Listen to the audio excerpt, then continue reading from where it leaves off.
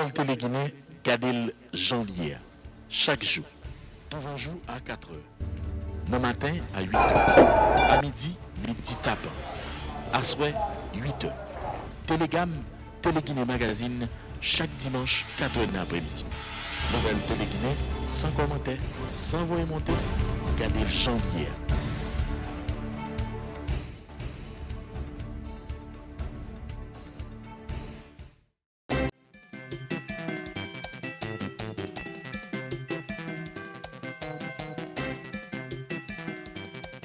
Nous avons l'honneur pour nous recevoir le ministre des Finances là, qui vient faire dépôt et budget conformément à la Constitution.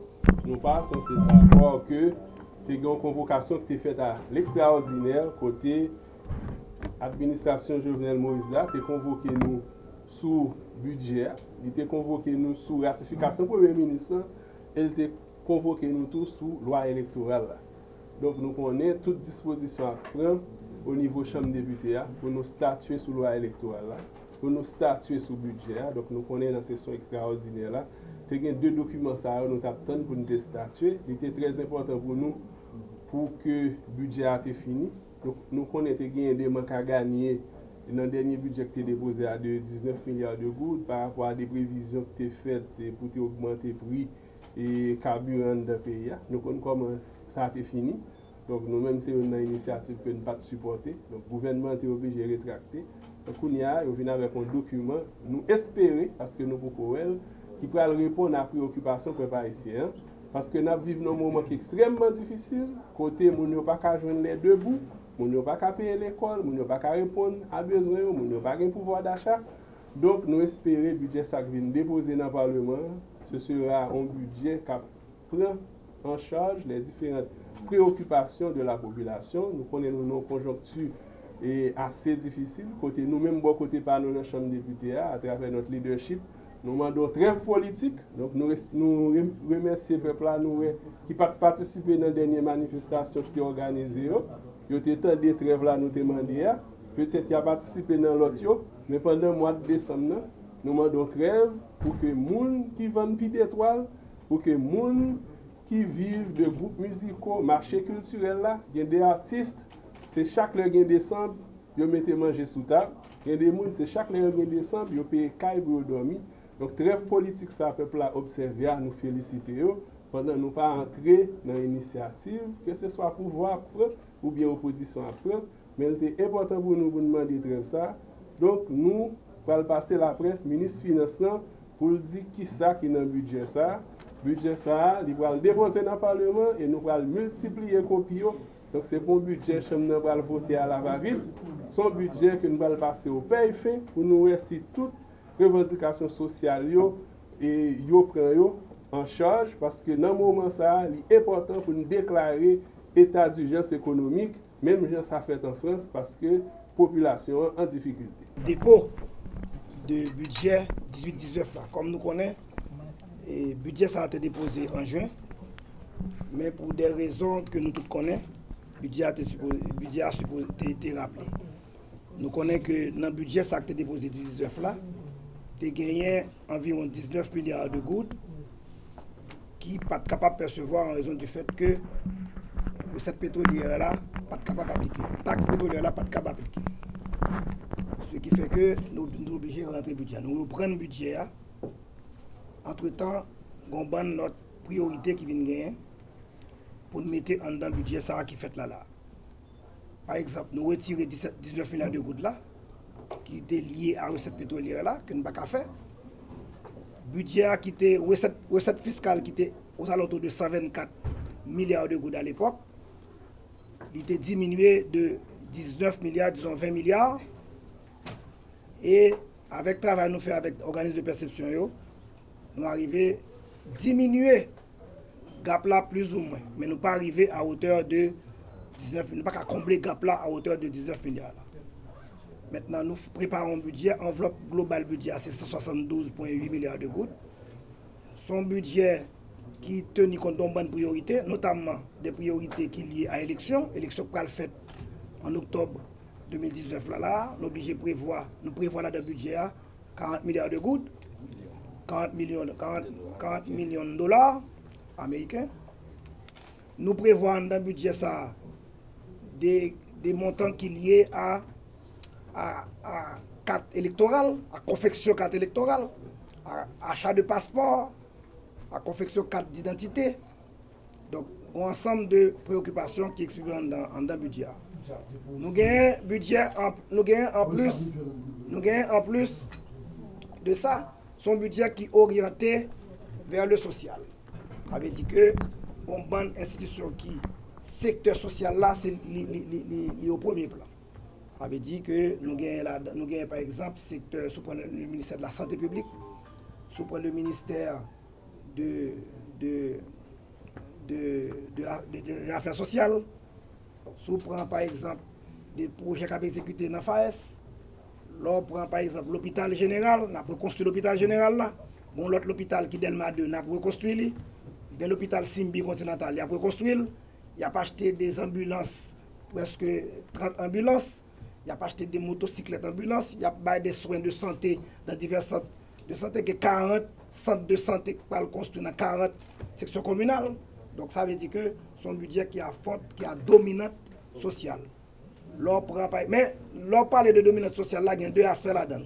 Il y a un aspect d'infrastructure sociale et puis il y a un aspect d'apaisement social. C'est deux composantes, deux volets qui gagnent dans la question sociale. En termes d'apaisement social, il y a un ensemble de projets que FAES a exécutés pour le ministère des Affaires sociales. Il y a un ensemble de projets tout, que l'autre institution a exécuté pour apaiser la société. C'est-à-dire, sous le cas de Corépep et sous le cas, par exemple, de restaurants communautaires, un ensemble de projets qui demandaient pour que il y ait des interventions directes là-dedans. Donc, c'est ça qui fait que faut disséquer infrastructure sociale de apaisement social qui doit être fait de manière ponctuelle et directe.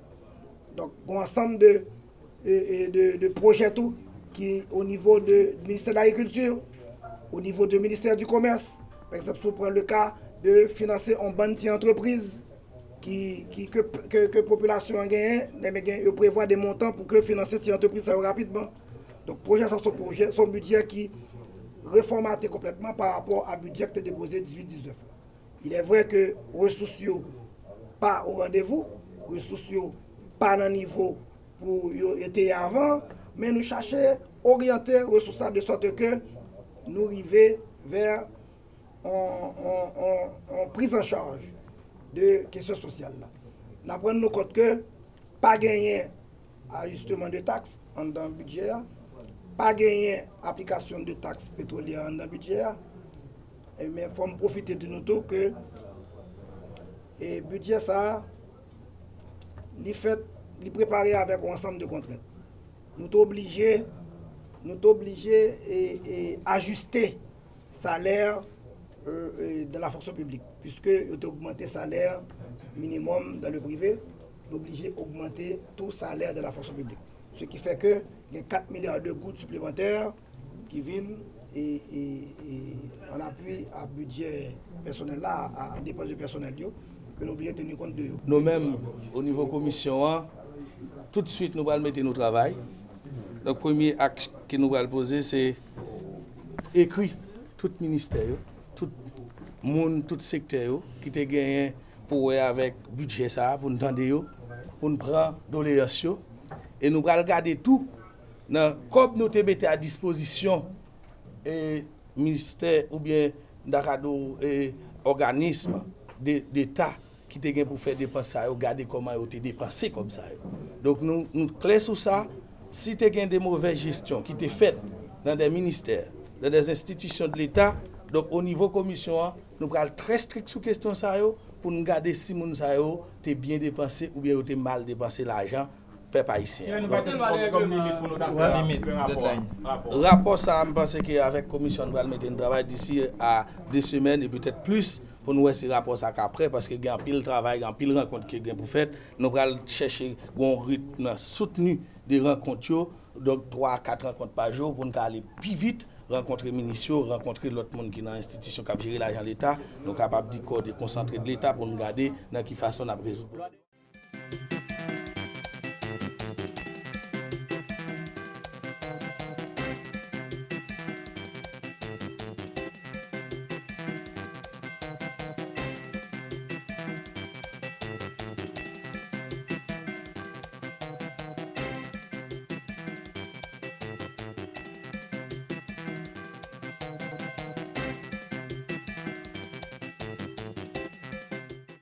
Ministre de l'économie et des finances, qui a fait une promesse qu'avant fin deuxième semaine mois de décembre, on a fait une opportunité pour lui faire à la fois remise officielle document et budget, projet de budget, et en même temps, nous-mêmes, au niveau de la commission, l'Assemblée, avons l'opportunité pour permettre de faire dépôt officiel budget exercice 2018-2019.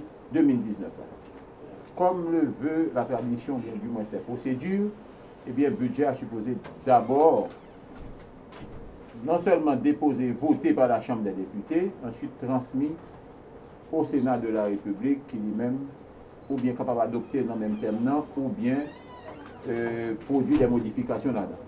Je ne dis nous pas dans ce stade ça, nous dans le stade remise officielle, document budgétaire que le ministre lui-même, en peu de mots, capable plus ou moins de dire nous qui sa budget ça est, qui domine notre budget et qui l'autre élément que l'estimé qui est nécessaire, que tu as partagé avec nous-mêmes, la presse, la grand public, la population haïtienne qui gagne en pile attente et qui à la fois le 6 juillet, le 7 juillet, eh bien exprimé certaines préoccupations et qui commençait et ça continue préoccuper toujours. Et je veux dire à travers le budget, nous besoin qui ça concrètement le budget ça a apporté pour améliorer la situation peuple haïtien et répondre en partie à une série de revendications. Faire remise officielle de budget et dans la Chambre Sénat, dans le Sénat de la République. Nous connaissons que un budget qui est déposé déjà en juin 2018, c'était budget 2018-2019, mais compte tenu de problèmes qui étaient dans l'ensemble de prévisions de recettes qui étaient inscrites dans le budget, notamment des recettes qui étaient tablées sous produits pétroliers, eh bien, à la suite des émeutes du 6 et 17 juillet, eh bien, nous sommes obligés de rappeler le budget parce que 4 barreaux économiques ont été chargés et nous sommes obligés maintenant de tabler sur l'autre conception du budget, bien entendu en excluant la possibilité de percevoir les recettes de 19 ou de 20 milliards de gouttes qui étaient prévues au titre de recettes pétrolières. En fait, on a dit que nous tablons là son budget de 72,8 milliards de gouttes, enveloppe globale là, mais on a dit tout que par rapport à budget 18-19 qui était déposé, si nous avons le budget initial, et recettes qui étaient inscrites là-dedans étaient aux alentours de 124 milliards de gouttes, et suite à incapacité pour nous percevoir 20 milliards de gouttes de recettes pétrolières, les ressources viennent descendre à 104 milliards de gouttes. Mais nous avons demandé à l'administration fiscale, 3 des DGI, des efforts supplémentaires, et puis d'autres mesures, si nous prenons dans le cadre de loi de financement, et bien nous sommes arrivés à faire passer les ressources de 104 à 114 milliards de gouttes. Dans 114 milliards de gouttes là, il y a 15% là-dedans qui financent exclusivement les dépenses d'investissement. Ça c'est effort national pour financer les dépenses d'investissement. Mais il est vrai aussi que bon, bonne ressources qu'il a donné, ressources par exemple qui sont liées à certains bailleurs, à des partenaires techniques et financiers, par exemple sur le cas de la BID, de la Banque mondiale, de l'Union européenne, etc. Bon, bonne ressources qu'il a donné qui concernent aide au projet tout, qui a ajouté là-dedans. Ce qui fait que je dis à là, nous avons un budget qui est déposé, qui remet aux alentours de 172 milliards, dont 110 milliards de gouttes là-dedans, c'est fonctionnement, et 62 ou 63 milliards qui dépensent d'investissement. Budget, son budget qui a dominante sociale, et ça ne veut pas dire que l'autre secteur n'est pas pour un compte, non. Non, c'est la dominante sociale parce que nous pensons que le budget, ça, son budget qui doit adresser à la population les plus vulnérables. Et c'est ça qui fait que l'on parle de dominante sociale là, il y a deux volets. Un volet d'infrastructure sociale et puis un volet d'apaisement social. Donc c'est ça qui fait que, si nous regardons dans le budget la santé publique, budget et éducation nationale, si nous regardons dans le budget ministère des Affaires sociales, et de manière précise, et pourcentage d'ajustement, pourcentage d'augmentation qui gagne dans le budget ça, par rapport à budget précédent. Par exemple, si on prend le cas de budget éducation nationale, il représentait 12,4% d'augmentation par rapport à budget avant. Si on prend le budget santé publique, par exemple, il représentait près de 7 ou 8,6% par rapport à budget avant. Il subit une augmentation assez importante par rapport à budget avant. Et c'est comme ça qu'on a constaté que on bonne dépense en dans budget, de documents qui déposé, qui a une dominante fiscale, sociale. Là, on prend par exemple un secteur comme l'agriculture, un secteur comme le TPTC, il y a des travaux à haute qui sont faits là-dedans. Donc tout ça, c'est des actions qui gagnent implication sociale. Donc nous pensons que c'est vers ça qu'il fallait orienter le budget pour que la population qui considérée comme les plus vulnérables, les gens qui ne sont pas capables de gagner dans le meilleur, eh bien, dans le budget, ça est supposé gagner, faciliter une possibilité pour gagner. Et normalement, on va aller mieux par rapport à budget qu'on fait avant.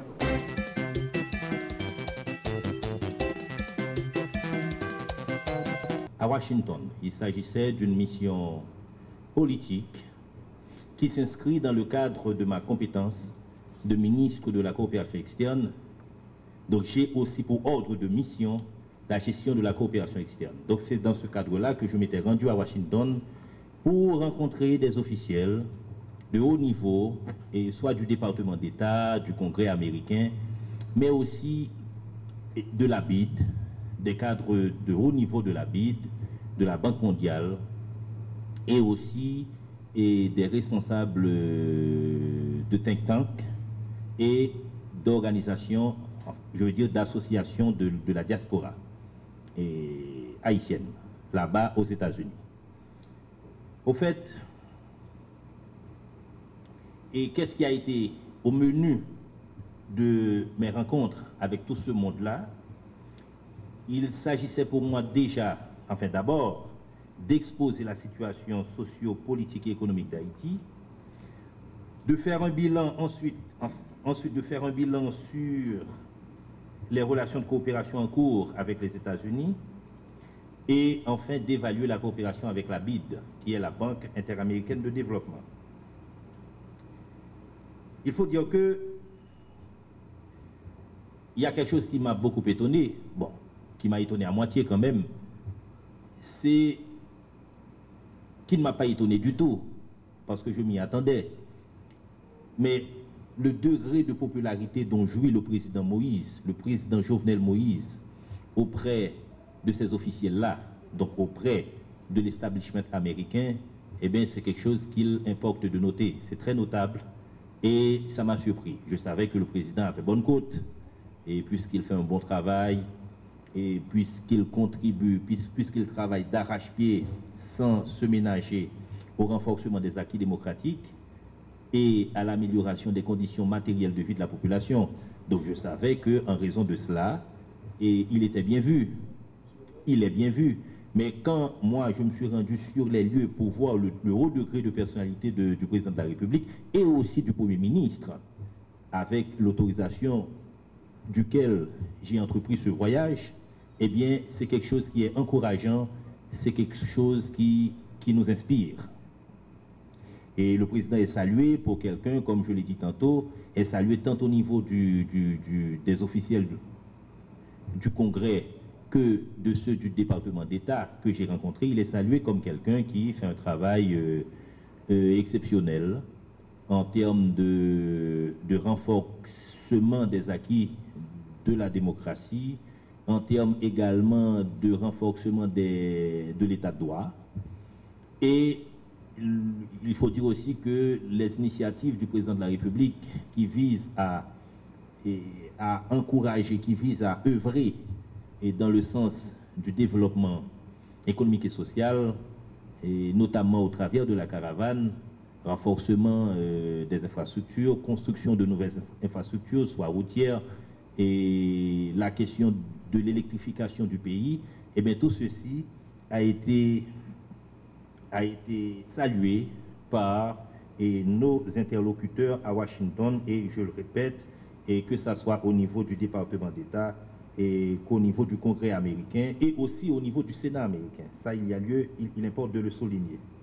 Et toutefois, certains officiels, et dont notamment un membre du Congrès, a fait remarquer que il y a quand même un manque de communication de la part du gouvernement haïtien, communication qui porterait sur les nombreuses réalisations du pouvoir en place et de M. le Président de la République et aussi du Premier ministre, Jean-Henri Séan.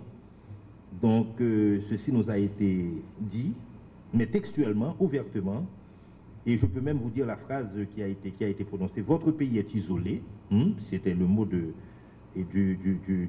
l'officiel en question. Il y a un manque flagrant de communication entre nous, et c'est ce qui est à la base de beaucoup d'incompréhension. Alors c'est ce à quoi il nous faut travailler. Heureusement que cela a été dit, et donc c'est plus un inconnu maintenant, c'est un élément connu, et c'est un déficit, il s'agit d'un déficit de communication entre nous et notre grand partenaire du Nord, je parle des États-Unis d'Amérique, au travers de ces officiels que j'ai rencontrés. Donc c'est quelque chose qu'il importe de corriger et dans pas longtemps, je veux dire tout de suite. Et donc on a rencontré au sein de la BID des personnalités et aussi on a rencontré notre représentant sortant. Il s'agit de M. Harry Adam, qui va bientôt être remplacé par quelqu'un d'autre et qui entrera en fonction, je crois, au début de l'année à venir, de 2019. On a parlé avec M. Adam, on a fait le point sur pas mal de choses, sur pas mal de projets en cours, et il nous a été... Donc on a parlé des 2 milliards de dollars qui a été mis à disposition pour Haïti et au lendemain du séisme de 2010. Et donc de ces 2 milliards de dollars, enfin il faut dire que cette somme a été mise à la disposition d'Haïti, mais devait être exécutée sur, le décaissement de cette somme devait être exécuté sur 10 ans, à partir de 2010. De 2010 à 2020, ça ferait 10 ans. Et de cette somme, il reste 423 millions.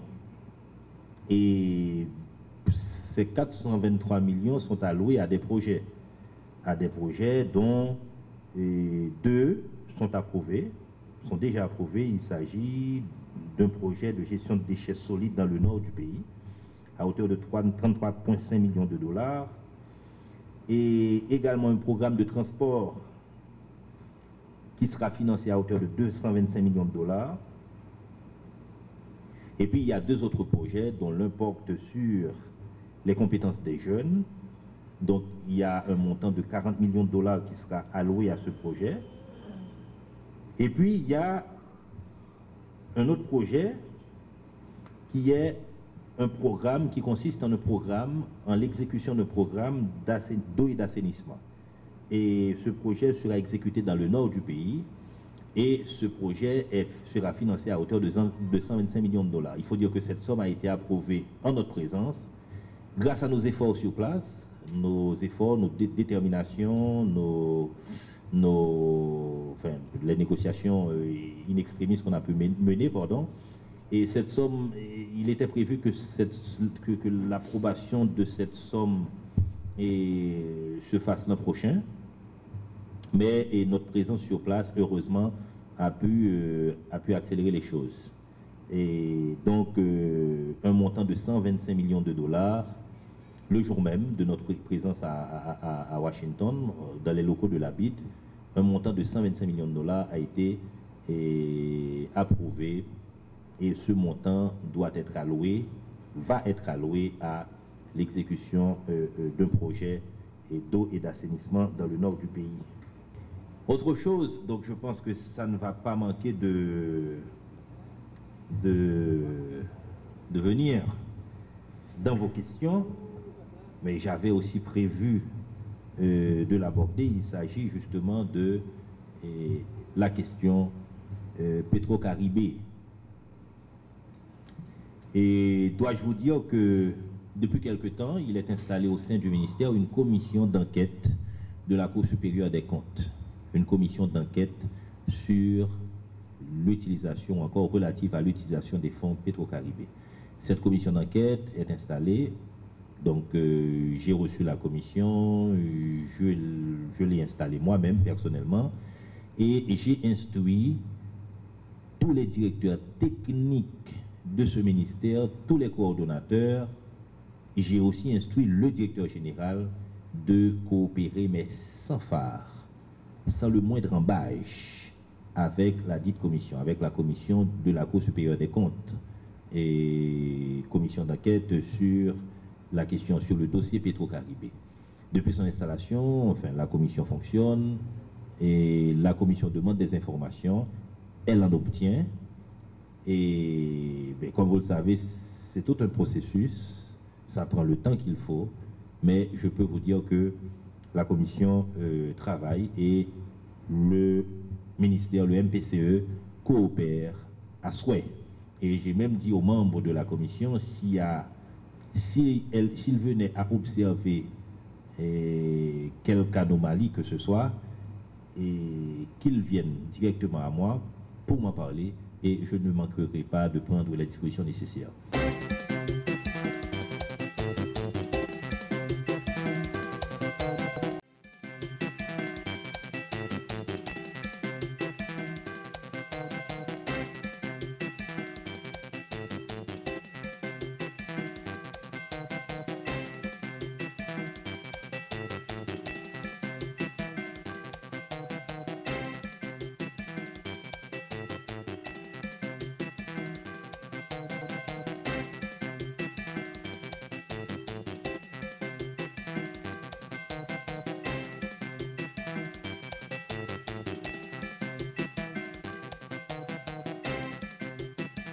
Le débat des données inauguré ici aujourd'hui, à savoir IT Service Providers et Export IT, élaboré par le Centre de facilitation d'investissement, en collaboration avec la Chambre de commerce et d'industrie d'Haïti, avec l'appui opérationnel du PNUD et en partenariat avec la Banque interaméricaine de développement, offre de meilleures opportunités aux producteurs et exportateurs haïtiens pour la promotion de leurs produits et services à l'échelle internationale.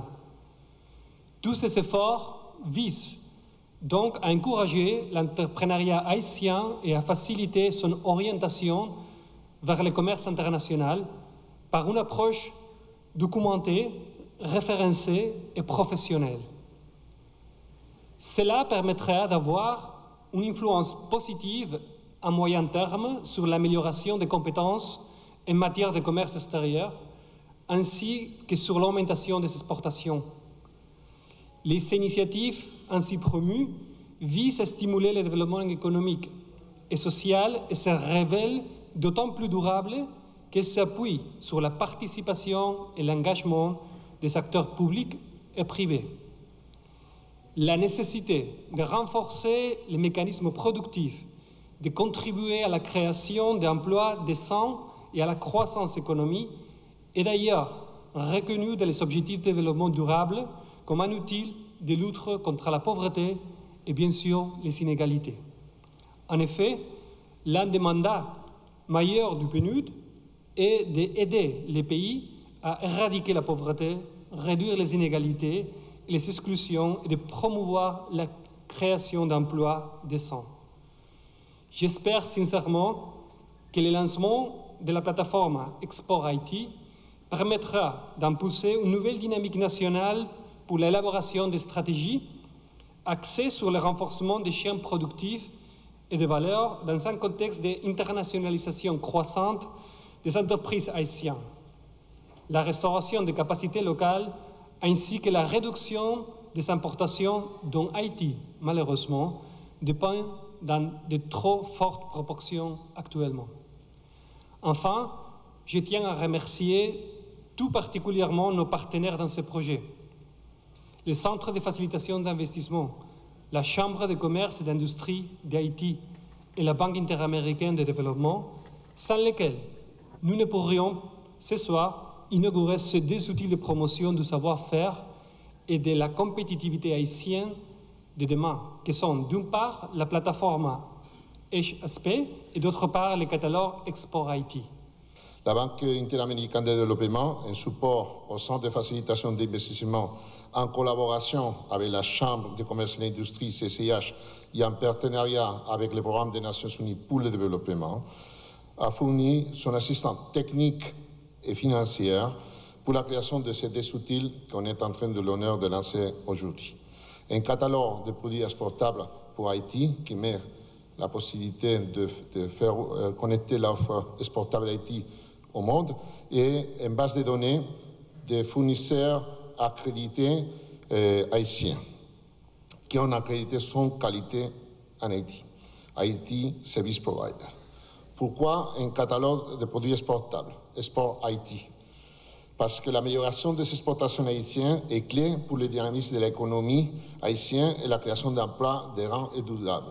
Comme on a parlé dans la journée d'aujourd'hui, toutes les entreprises, tous les exportateurs, toutes les entreprises qui deviennent exportateurs, ils sont en croissance incroyable en termes d'emploi et en termes de richesse pour ces employés et pour les pays. La participation des exportations dans les PIB s'élève à 14,9%, entre lesquels il y a 56% des exportations. C'est bien en deçà de les moyennes enregistrées dans les pays de faible revenu. Les autres pays, ils sont plus ou moins à 23% de exportations dans son PIB. Et dans les Caraïbes, il arrive à 46%. Comme ça, et l'ensemble de l'Amérique latine, il est plus ou moins à 22%. En outre, ils sont très concrets dans les secteurs textiles, les exportations, qui représentent 80% en plus du total des exportations des pays. Ils sont très peu diversifiés à la fois en termes de produits, de secteurs et de marchés géographiques. Et pourtant, Haïti a un potentiel de croissance et d'exportation inexploité. On a parlé beaucoup dans la journée d'aujourd'hui de ça et comment le faire. Et sous-utilisé dans divers chaînes de valeur, notamment dans les secteurs de l'agriculture et des services. À cet effet, c'est rendre nécessaire d'avoir un catalogue qui a fait la mise en valeur de ces produits exportables, Export Haïti, de telle manière que les exportateurs haïtiens vont disposer des ressources techniques nécessaires pour rechercher et développer des opportunités sur les marchés internationaux. En plus, parce qu'elle est connectée avec la plateforme Connect America, ce qu'on y aura en présentation après, où ils pourront trouver un marketplace, une place d'affaires, où lesquels ils vont pouvoir trouver plus que 50 000 potentiels acheteurs pour ces produits et qui pourront permettre de faciliter les exportations des produits haïtiens. Le catalogue en ligne des produits exportables qui sera présenté tout à l'heure constitue une vitrine électronique où sont exposés les produits haïtiens déjà exportés et ceux exportables, ayant la capacité de correspondre aux besoins des marchés internationaux. En quelques clics, cet outil permet à un potentiel acheteur, une institution publique ou privée intéressée aux produits exportables haïtiens de télécharger un catalogue personnalisé offrant les informations pertinentes telles que le nom de l'entreprise exportatrice, le prix et les références de chaque produit. Cet outil a la capacité d'accroître les opportunités tant sur le marché local que le marché international pour les entreprises qui font le choix de l'utiliser. Tout ceci sans investissement additionnel puisque l'enregistrement sur la plateforme est encore gratuit. Le portail des fournisseurs de services haïtiens, HSP, centralise des informations sur les entreprises fournissant des services en Haïti. Ces entreprises, établies sur tout le territoire national, ont été certifiées et évaluées suivant une méthodologie, puis listées sur cette plateforme afin de faciliter aux investisseurs établis et potentiels la recherche de partenaires efficaces pour leurs affaires. La plateforme est munie d'un système de rating ou score qui permet une auto-évaluation des différents prestataires de services et entend contribuer à dynamiser la compétitivité de l'écosystème des affaires. À un moment où la digitalisation est en train d'atteindre à grande vitesse tous les maillons de la chaîne de valeur du commerce international, ces plateformes Export Haïti et HSP sont des outils supplémentaires que le CFI et ses partenaires mettent à la disposition des entreprises locales et des investisseurs étrangers potentiels pour leur permettre, autant que cela se peut, de rattraper le train en valorisant les produits locaux et en établissant des canaux de connexion avec le marché global. Je veux rappeler que l'attraction des investissements ne saurait être l'affaire d'une seule institution. Elle requiert la participation de tous les acteurs. Les plateformes que nous avons lancées aujourd'hui sont des outils que nous devons travailler ensemble à perfectionner afin d'atteindre les résultats escomptés. Pour finir, j'adresse des remerciements spéciaux à la Chambre de commerce et d'industrie d'Haïti pour ce partenariat de longue durée, le Programme des Nations Unies pour le développement PNUD et la Banque interaméricaine de développement pour leur support technique et financier.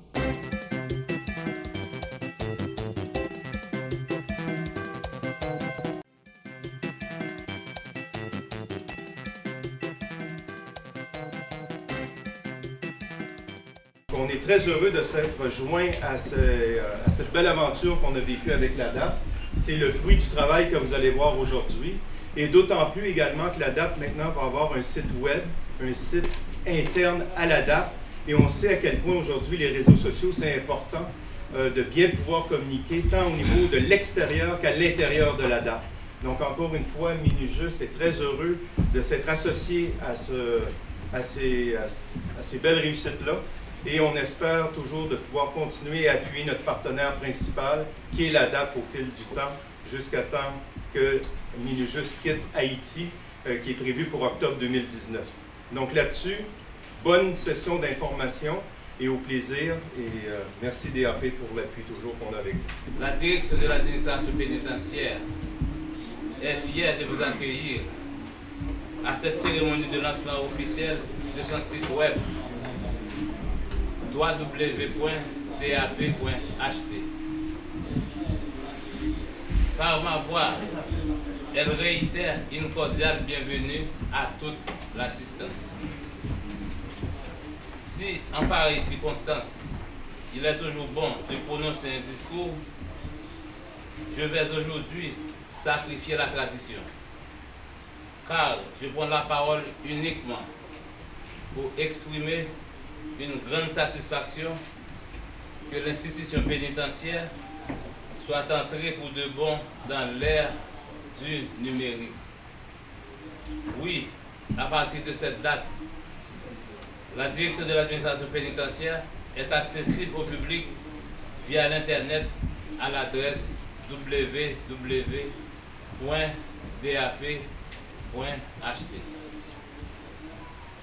Désormais, les partenaires, les chercheurs, les universitaires et tous ceux qui s'intéressent au système pénitentiaire haïtien pourront y trouver des informations pertinentes sans trop de peine. Et je m'en réjouis. Une telle réalisation a été possible grâce au support financier de la Minujust, notre partenaire de toujours, qui, dans le cadre de la mise en œuvre du projet CIGED, AFIS, lequel vous sera présenté à travers les interventions qui viendront après. Ceci a permis à la direction de l'administration pénitentiaire de bénéficier de son site web. Aussi, je remercie la mission des Nations Unies pour son appui technique et financier. En général, c'est à longueur de journée que l'administration pénitentiaire reçoit les demandes des étudiants, des professeurs, des chercheurs et des organisations partenaires qui aimeraient avoir accès au champ de données infini dont dispose l'ADAP. Vous savez que, puisque nous gérons les prisons, c'est un champ criminel très important pour la société, donc tout le monde aimerait toujours faire des études et faire des devoirs sur le système carcéral haïtien. Donc aujourd'hui, cette concrétisation, c'est une façon pour l'ADAP de dire à toute la société et les différents acteurs dont je viens de faire mention qu'ils sont servis. Désormais, l'administration pénitentiaire est une vitrine. Non seulement le site aidera à la société de prendre connaissance de ce qu'on fait et à l'intérieur, mais aussi notre base de données très enrichissante permettra à tous ceux qui veulent d'entreprendre des études et surtout des études qui peuvent aider l'administration pénitentiaire à aller de l'avant, notamment au niveau du volet de réinsertion sociale qui demande beaucoup de recherche scientifique. Pour vous présenter rapidement le site web de l'ADAP, je vous dis rapidement que le lien URL qui permet d'accéder au site, c'est le www.dap.ht. Il suffit d'entrer ce lien dans la partie URL d'un ordinateur, d'un téléphone portable ou d'une tablette et vous êtes servi, vous allez ouvrir notre univers de données et d'informations. Je vais vous présenter rapidement les différentes rubriques, comme vous pouvez les voir sur l'écran du site. D'abord, on va commencer avec nos établissements carcéraux. Et nous avons des prisons dans presque tous les départements du pays. Et la gestion de ces prisons passe par la direction centrale qui vous accueille aujourd'hui. Donc, il y a une direction centrale qui est équipée de différentes sous-directions spécialisées. Par exemple, des sous-directions d'études et affaires générales qui s'occupent du volet réinsertion, du volet maintien des liens familiaux dans les prisons. On a une sous-direction de communication et de relations publiques, laquelle sous-direction a travaillé à la mise en œuvre de ce projet. On a aussi une sous-direction médicale qui assure et qui octroie les soins de santé aux détenus dans tous les coins de la République.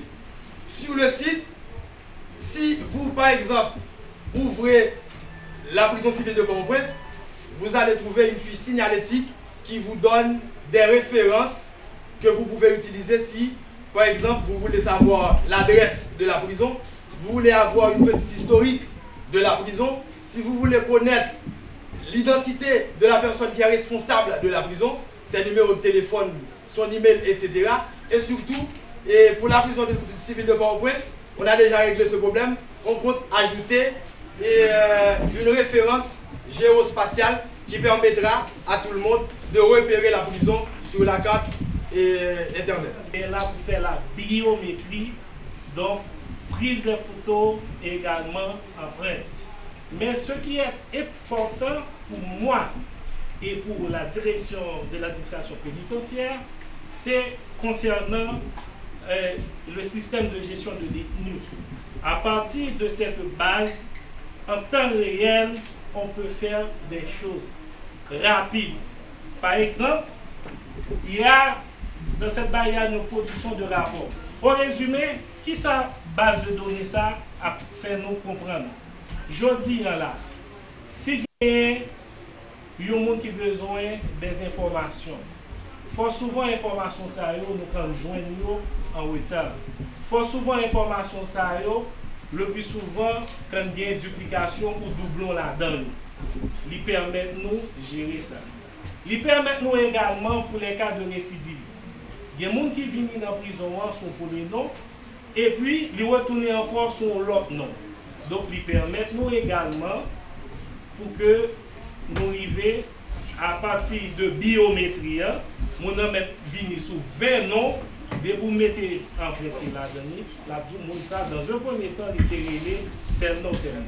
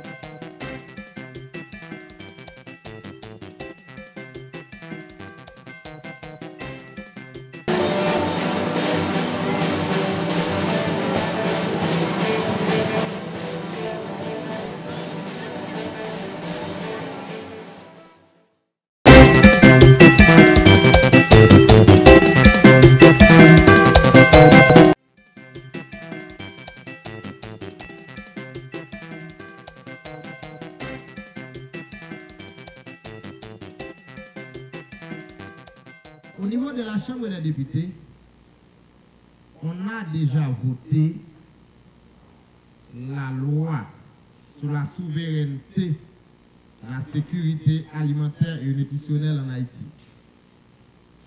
Cette loi a été déjà déposée au Sénat pour le deuxième mois.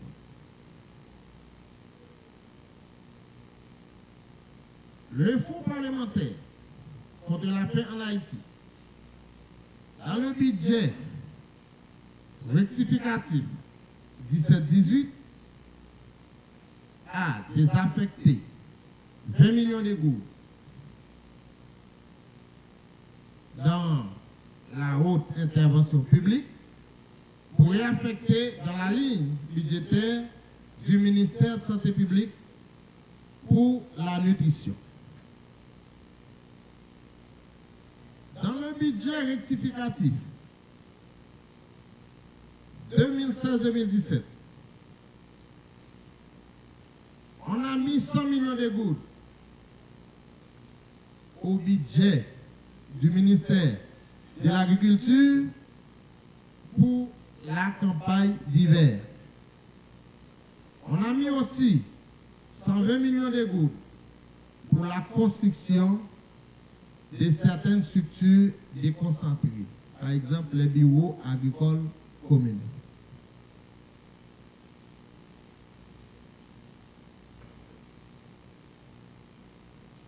Nous avons une loi qui est en préparation pour le vote.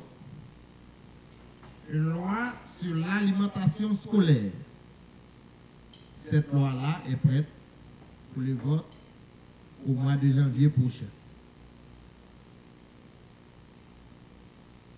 Nous avons des lois qui sont en préparation pour le vote. Par exemple, la loi sur la semence, la loi sur la pêche, la loi sur l'agriculture familiale, la loi sur la reforestation et enfin la loi sur l'étiquetage. Toutes ces lois-là sont en préparation. C'est un indice qui est élaboré au niveau global par plusieurs organisations et Welthungerhilfe est une de ces organisations. C'est un indice, c'est un outil statistique qui a l'objectif de comparer différents indicateurs pour mesurer les progrès ou les regrets dans la lutte contre la faim. En effet, l'objectif de la Welthungerhilfe, c'est d'éradiquer la faim dans le monde d'ici 2030. Il s'agit d'un objectif très ambitieux, mais c'est pour cette raison qu'il faut connaître les phénomènes de la faim, parce qu'il y a beaucoup de facteurs qu'il faut déceler afin de bien comprendre ces phénomènes. Cet outil nous permet de comprendre ces phénomènes. Et dans le rapport 2018, on a fait une étude de cas sur des pays, le Bangladesh et l'Éthiopie, qui ont enregistré un progrès significatif dans leur lutte contre la faim du monde. Et on a sorti des recommandations de cette étude de cas. Et cette recommandation, parmi les autres, ce qui est la plus frappante et ce qu'on veut apporter aussi en Haïti comme message, c'est que la volonté politique des autorités joue un rôle important dans tous ces efforts d'éradication de la faim. C'est dans cet objectif qu'on a invité aujourd'hui ici la Coordination nationale de la sécurité alimentaire et l'honorable député Tanis, président du Fonds parlementaire contre la faim. L'agronome héritier de la Coordination nationale de sécurité alimentaire a montré. Un des axes d'action importants, c'est aussi l'axe de l'augmentation de la production nationale. Et la Welthungerhilfe, depuis 1974, s'investit sur cet axe parce que nous sommes une organisation non gouvernementale, nous, on travaille au niveau opérationnel. Il y a d'autres actions qui sont menées au niveau institutionnel. C'est le rôle des autorités locales, c'est le rôle du Fonds parlementaire contre la faim Et aujourd'hui, nous, on a voulu donner un peu une vitrine aux différents acteurs qui sont engagés en Haïti dans la lutte contre la faim.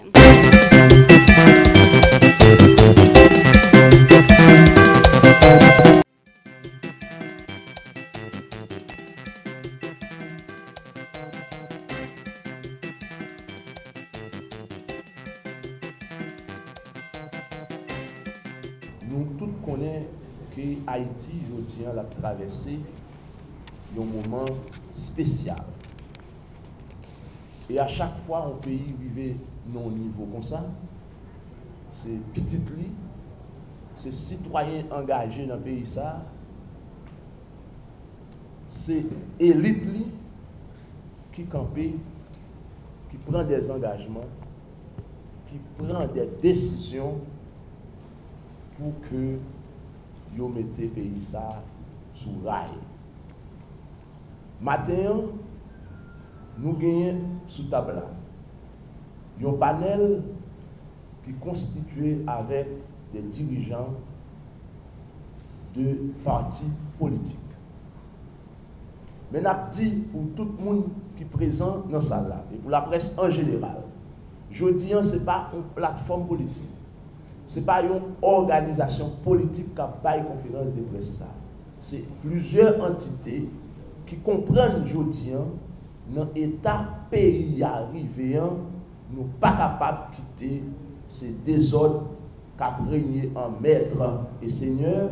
Nous ne sommes pas capables de quitter ces bandits qui ont régné en maître et seigneur pendant que nous, contexte, nous, en mois de décembre, nous avons des petits gens qui pourraient le composer.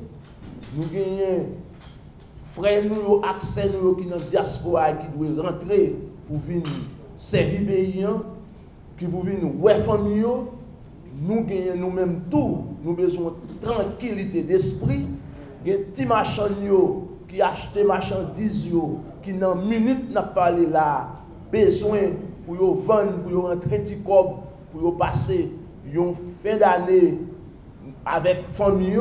Dans ce sens, nous croyons que payant doit en paix. Payant doit dans conditions pour petit capable d'évoluer, vaquer avec occupation. Déclaration Kinam.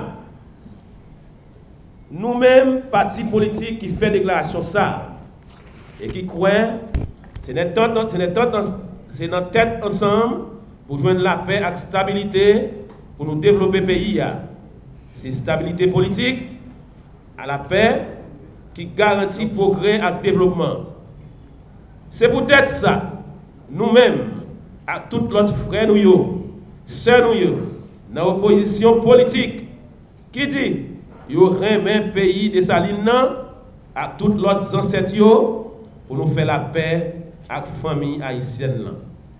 Dans un moment difficile que le pays arrive là, nous levons voix nous bien haut pour nous demander des amis nous, avec frères nous, qui sont dans l'opposition, qui dit qu'il y a pour le peuple qui arrive à joindre la vie meilleure, pour faire camper sous toute activité politique pour fin d'année, pour malheureux et malheureuses, monde qui pis mal dans la société, qui arrive à râler un souffle pour qu'arriver à faire activité commerciale dans tranquillité d'esprit. Dans tout ça, nous demandons au gouvernement et l'autre grosse autorité dans l'État pour mettre tête ensemble, pour mettre malheureux et malheureuses râler un souffle. Sans ne pas oublier directeur police là, pour prendre toute responsabilité, Jean Constitution a demandé. Même avec tout l'autre groupe dans le pays, tant que Religion pour la paix, qui demandait une tête ensemble, qui demandait un dialogue sincère. L'Église catholique fait même demande avec un latrier parlementaire et haïtien conséquent qui fait même demande. C'est peut-être ça. Nous-mêmes, partis politiques qui réunissent là, nous d'accord avec toute organisation sociale, avec toute l'autre voie autorisée en dans le pays, pour gagner une trêve politique, pour le dialogue là, qui arrive fait dans la paix avec sincérité. Contexte difficile que Haïti a traversé et monsieur certain nous avons petite maman nous madame nous il a évolué en bas la ville là jazz yo besoin à jouer toute activité dans le pays d'Haïti nous pas qu'à bloquer en mode politique simplement ou bien en mode crasé brisé. Je dis sous-tendez notre commun ça que frère nous saute parler de l'IA, je pense n'a répondre une question en fonction des mots ça de la côté de la paix pour le pays d'Haïti et puis pour nous capables de passer au bon Noël, pourquoi pas pour le mois de janvier apporter qui choisit pour le peuple haïtien. Nous pouvons un dialogue franc normalement qui permette que toutes les leaders politiques soient capables de chiter autour d'un table pour négocier cause pays. Et nous comprenons que cause pays d'Haïti n'est pas cause Jovenel Moïse. Cause pays d'Haïti, c'est cause d'un système. Et le système n'est arrivé dans le bout. Je dis à la, il faut que c'est toute petite nation pour qui pose des questions sur question système. Alors qu'il y a si il y a de monde qui pose des questions sur le système, je suis certain que c'est bon pour la nation pour nous poser le système en question.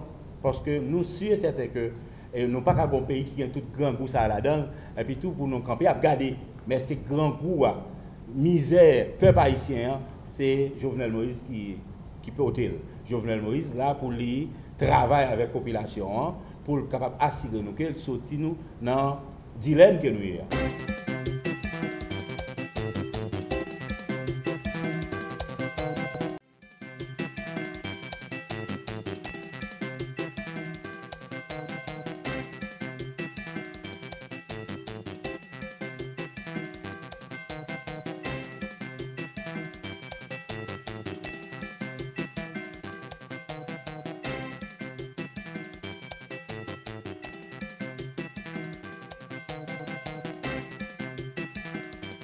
Nous-mêmes, dans l'université de l'État, nous avons demandé bon Jean Mézi pour permettre malheureux et malheureuses d'aller en souffle sous affaire la vie chère. Pour pouvoir en place là, pressé, prendre bon Jean Mézi pour permettre procès Petro-Caribé à fait pour punir tout le monde qui trempait dans gagoter l'argent qui était là pour le développement. Pour bon Jean Estricti mettre sous pied pour permettre jeunes compétents qui ont papier intégré à l'administration publique là. Et puis servir le pays comme ça doit. Il est évident pour que c'est dans la fait parce qu'il y a plusieurs entités qui marquent la réalité ça pour nous capable de continuer avec le mouvement manche long ça. D'abord pour qui ça? Parce que c'est dans l'ARIA 1. Problème c'est problème social, grand pile problème socio-économique. Dévalorisation good là, c'est problème social et qui économique. Insécurité n'a pas fait dans l'université. L'insécurité c'est dans la réalité. Ça veut dire que faut que l'État lui-même prenne responsabilité.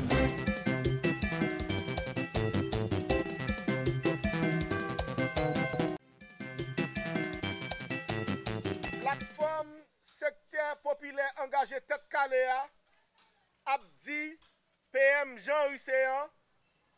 Bravo pour l'assainissement ça, il lancé dans la capitale là. Mais un problème qui supposé corriger depuis notre primature tomber dans le palais national. Faut que l'assainissement arrive joindre malheureux qui vivent dans le ghetto.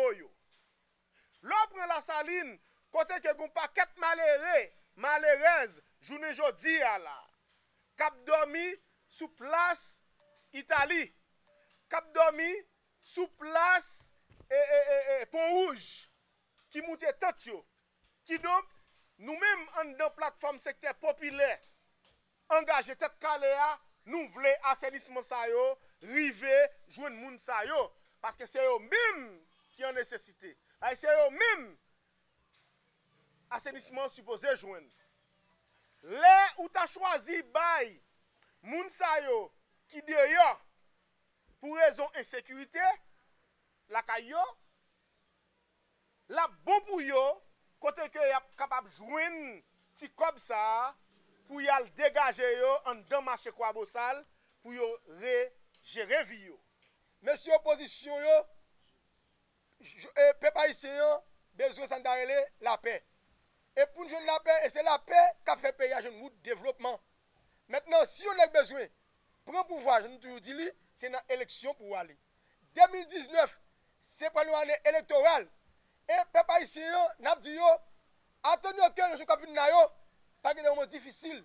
Parce que quand pile nèg là, mandat pour fini, yo pral demander enragé et nous-mêmes nous pas de prolongation aucun nèg, c'est élection pour gagner. Qui donc que monsieur préparé pour aller dans élection parce que 2019 là c'est une année électorale liée. Merci la presse.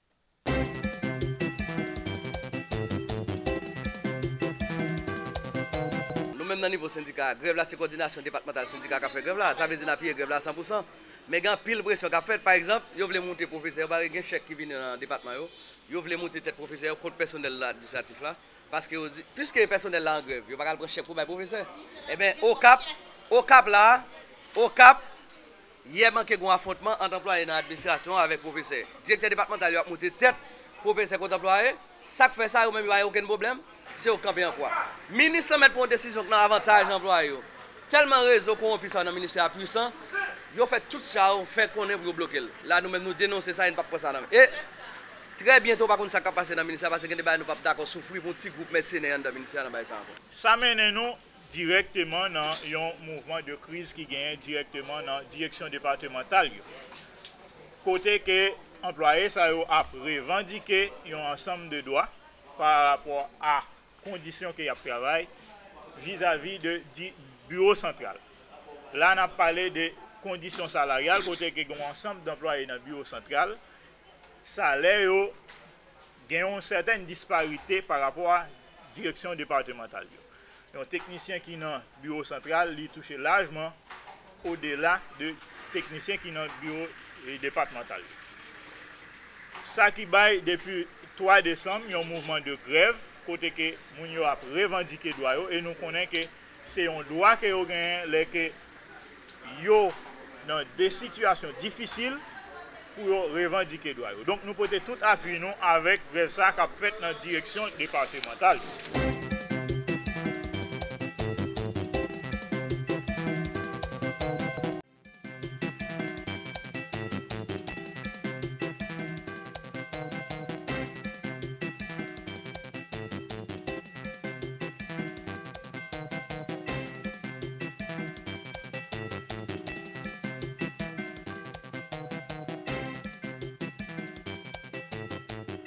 Nous-mêmes, nous soi-disant fait arrêter de travail ça, il faut que nous joignons les nominations. Et soi-disant, nous pas dit que nous ne pouvons pas attendre M. Brunel, Aniel Bruno, mais il faut qu'il soit capable de présent avec le ministre de tutelle, qui est le ministre de l'Environnement, il faut qu'il soit capable de présent avec un représentant finance, un représentant OMH, pour venir dire comment le processus de nomination nous a marché.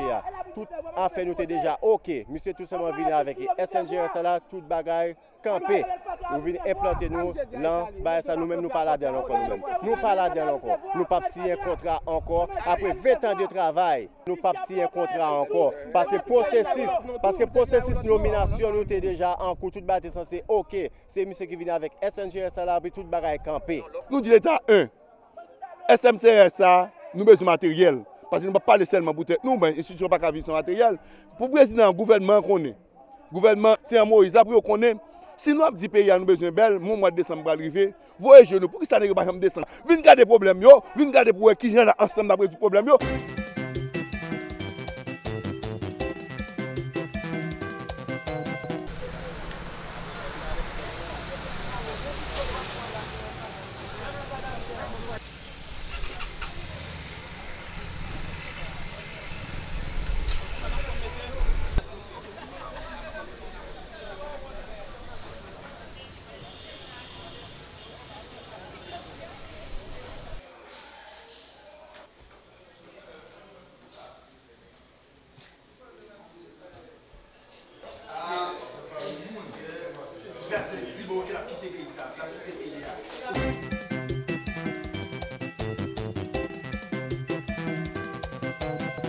Image journée sur Téléguinée.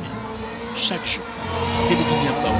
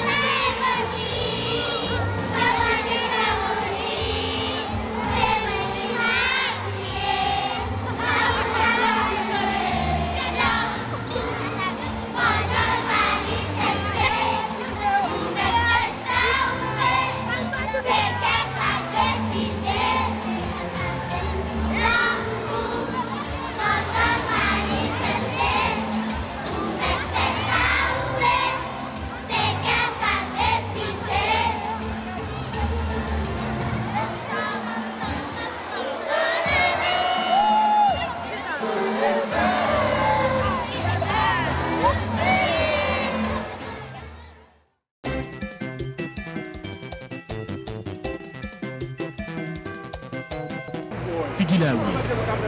Janvier. C'est une originalité téléguinée.